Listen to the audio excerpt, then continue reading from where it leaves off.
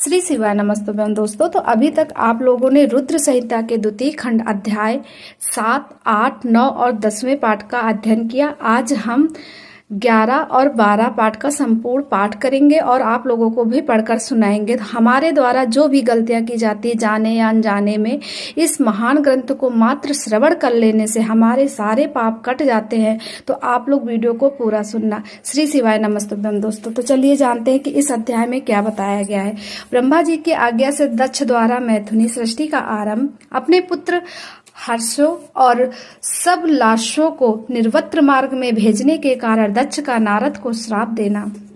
ब्रह्मा जी कहते हैं, नारद, प्रजापति दक्ष अपने आश्रम पर जाकर मेरी आज्ञा पा हर्ष भरे मन से नाना प्रकार की मानसिक सृष्टि करने लगे। उस प्रजा सृष्टि को बढ़ती हुई न देख प्रजापति दक्ष ने अपने पिता मुझ ब्रह्मा से कहा। दक्ष बोले, ब्राह्मण तात प्रजानाथ, प्रजा बढ़ रही नहीं रही है। प्रभु, मैंने जितने जीवों की सृष्टि की थी वे सब उतने ही रह गए हैं। प्रजानाथ मैं क्या करूं?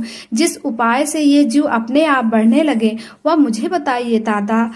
तद अनुसार मैं प्रजा की सृष्टि करूंगा, इसमें संशय नहीं है। ब्रह्मा जी ने मैंने कहा, तात प्रजापति दक्ष, मेरी उत्तम बात सुनो और उसके अनुसार कार्य करो। सुश्रेष्ठ भगवान शिव तुम्हारा कल्याण करेंगे। प्रजेश प्रजापति पंचजन वीरण की जो परम सुंदरी पुत्री आसक्तिनी है उसे तुम पत्नी स्वरूप से ग्रहण करो। स्त्री के साथ मैथुन धर्म का आश्रम ले। तुम पुनः इस प्रजा सर्ग को बढ़ाओ। आसक्तिनी जैसी कामिनी के गर्भ से तुम बहुत ही संतानें उत्पन्न कर सकोगे।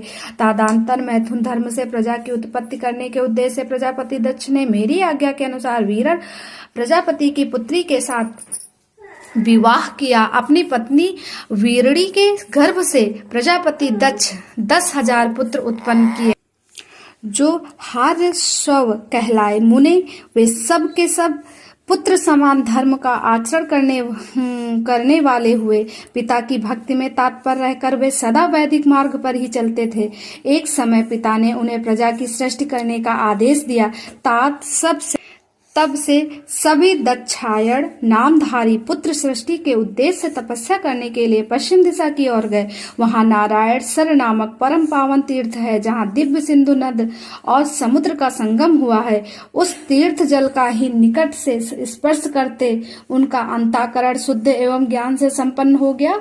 उनकी आंतरिक मल रसी धुल गई और वे परमहंस धर्म में स्थित हो गए। दक्ष के वे सभी पुत्र पिता के आदेश से बंधे हुए थे, अतः मन को सुस्थिर करके प्रजा की वृद्धि के लिए वहां तप करने लगे। वे सभी सत्पुरुषों में श्रेष्ठ थे। नारद, जब तुम्हें पता लगा कि हर सवगण सृष्टि के लिए तपस्या कर रहे हैं, तब भगवान लक्ष्मीपति के हार्दिक अभिप्राय को जानकर तुम स्वयं उनके पास गए और आदर पूर्वक यो बोले, दक्ष पुत्र, हर सवगण, तुम लोग पृथ्वी का अंत देखे बिना सृष्टि रचना करने के लिए कैसे उगत हो गए?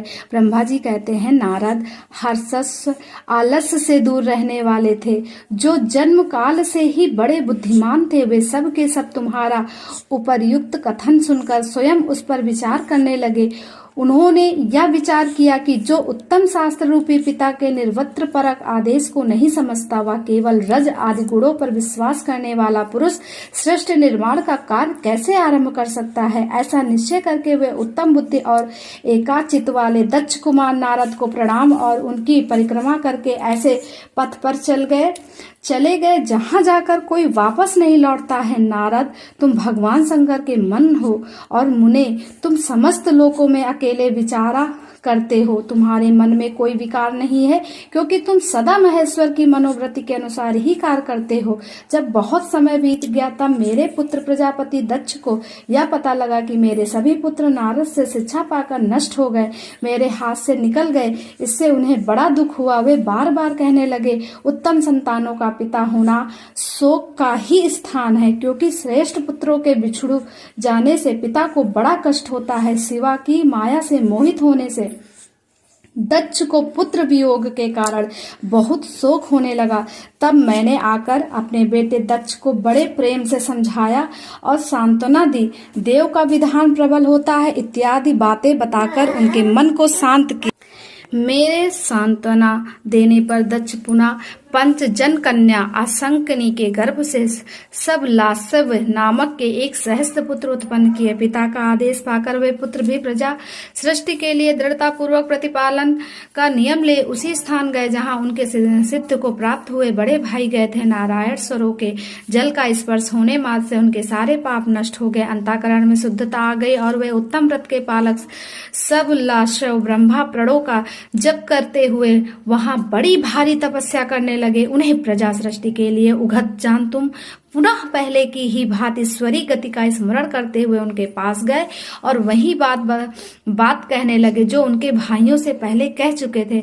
मुने, तुम्हारा दर्शन आमोघ है, इसीलिए तुमने उनको भी भाइयों का ही मार्ग दिखाया। एतेव वे भाइयों के ही पथ पर ऊर्ध्व गति को प्राप्त हुए। उसी समय प्रजापति दक्ष को बहुत से उत्पात दिखाई दिए। इससे मेरे पुत्र दक्ष को बड़ा विषम हुआ और वे मन ही मन दुखी हुए। फिर उन्होंने पूर्ववत तुम्हारी ही कारतूत से अपने पुत्र का नाश हुआ सुना। इससे उन्हें बड़ा आश्चर्य हुआ। वे पुत्र शोक से मूर्छित हो अत्यंत कष्ट का अनुभव करने लगे। फिर दक्ष ने तुम पर बड़ा क्रोध किया और कहा, यह नारद बड़ा दुष्ट है। देववश उसी समय तुम दक्ष पर अनुग्रह करने के लिए वहां आ पहुंचे। तुम्हें देखते ही शोकावेश से युक्त हुए दक्ष के ओठ रोष से फड़कने लगे। तुम्हें सामने पाकर वे धिक्कारने और निंदा करने लगे। दक्ष ने कहा, ओ नीच, तुमने यह क्या किया? तुमने झूठ मूठ साधुओं का बाना पहन रखा है। इसी के द्वारा ठग कर हमारे भोले भाले बालकों को तुमने भिक्षुओं का मार्ग दिखाया। यह अच्छा नहीं किया। तुम निर्दय और सठ हो, इसीलिए तुमने हमारे इन बालकों के जो अभी ऋषि ऋण, देव ऋण और पितृ ऋण से मुक्त नहीं हो पाए थे, लोक और परलोक दोनों के श्रेय का नाश कर डाला। जो पुरुष इन तीनों ऋणों को उतारे बिना ही मोक्ष की इच्छा मन में लिए माता पिता को त्याग कर घर से निकल जाता है, सन्यासी हो जाता है, वह अघो गति को प्राप्त होता है। तुम निर्दयी और बड़े निर्जल हो, बच्चों की बुद्धि में भेद पैदा करने वाले हो और अपने सुयश को स्वयं ही नष्ट कर रहे हो। मूढ़ मते, तुम भगवान विष्णु के पार्षदों में व्यर्थ ही घूमते फिरते हो। अघमाधव, तुमने बारंबार मेरा आमंगल किया है, अतः आज से तीनों लोकों में विचरते हुए तुम्हारा पैर कहीं स्थिर नहीं रहेगा अथवा कहीं भी तुम्हें ठहरने के लिए सुस्थिर ठौर ठिकाना नहीं मिलेगा। नारद, यद्यप तुम साधु पुरुषों द्वारा सम्मानित हो, तथापि उस समय दक्ष ने शोक वस्तु में वैसा श्राप दे दिया।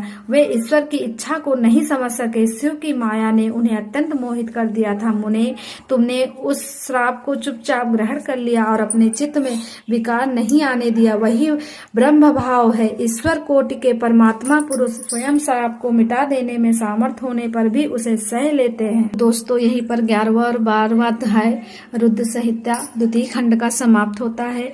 अगले अध्याय में हम संपूर्ण पाठ करेंगे और आप लोगों को भी पढ़कर सुनाएंगे। तब तक के लिए श्री शिवाय नमस्तुभ्यं।